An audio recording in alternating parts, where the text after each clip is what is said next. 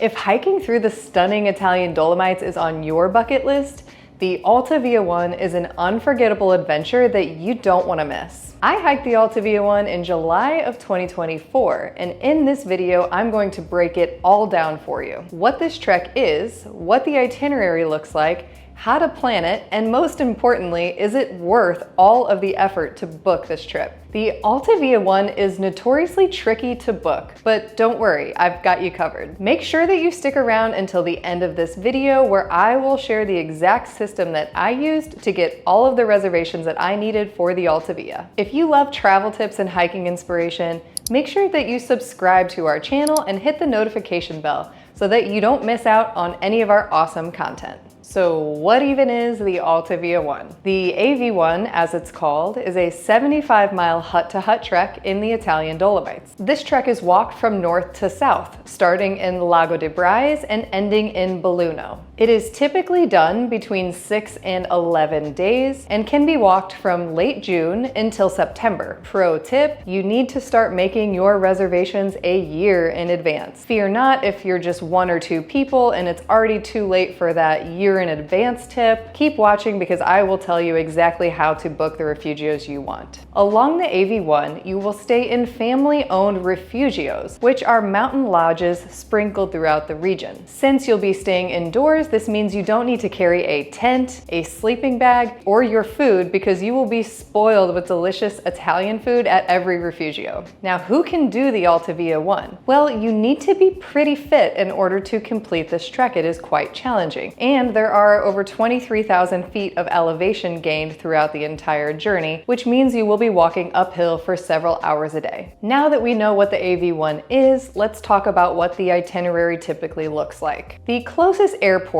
to the starting point, Lago de Braies, is Venice in Italy. Most travelers will fly into Venice. From there, you can either spend the evening in Venice or you can continue and take a 2-hour bus ride to the gorgeous little mountain town of Cortina. From Cortina, you will catch a bus to Lago de Braies, which is the official starting point of the AV1. Like I said, you'll be going north to south, so you will end this trek in the small town of Belluno, where hopefully you'll celebrate by eating a ton of pizza, and then you'll take a train back to Venice, where you'll fly back out. So now we know what the AV1 is, what the itinerary looks like, so how in the world do we plan it? There must be some central reservation site where you can book all of the Rifugios, right? Nope.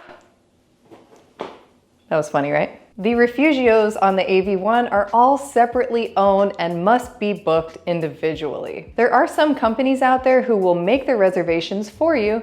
However, you will pay a steep premium for this type of service. Now, I love planning. I made all of the reservations myself, and I'm going to tell you how I did it. Step 1, decide how many days you want to take along the Alta Via. As I mentioned before, it's usually done between 6 and 11 days. Now, this will be based on your experience. Have you done a trip like this before? Do you know how many miles, kilometers you want to walk in a day? And also how much time you can get off of work. I decided to do this trek in 9 days. I felt this was the perfect amount of time. I usually got to each Rifugio between 1 and 3 in the afternoon, which gave me plenty of time to rest and enjoy the scenery before dinner. Step 2, after you decide how many days you want to spend on the AV1, you need to decide which Rifugios you want to stay at because there are several options. I recommend reading blogs, Facebook groups, and guidebooks to choose the best Rifugios, and make sure that you have alternatives because if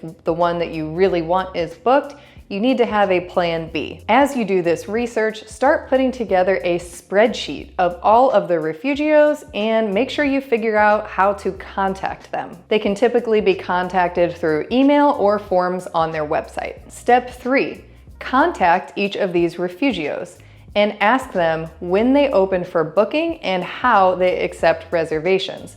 And make sure to add this information to your spreadsheet. Now, the Rifugios open for reservations as early as July and August, so a year before, and some of them don't open for reservations until February, the year that you want to do the AV1, so it varies a lot. Step 4, make sure that you take note of the exact day that they open and email them or book on their website on that day. These Rifugios can sometimes sell out in a couple of hours.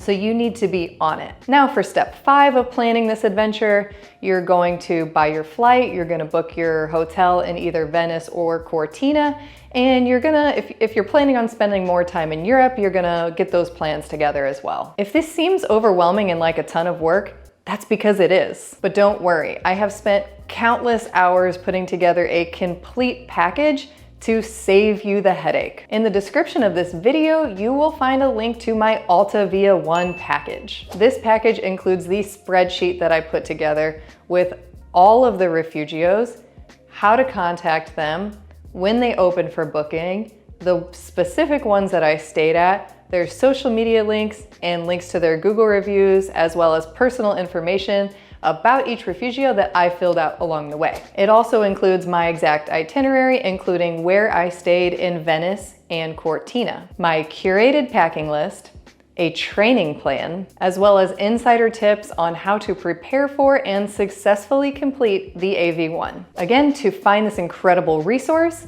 see the description of this video. And finally, I'm sure you're wondering, is it all worth it?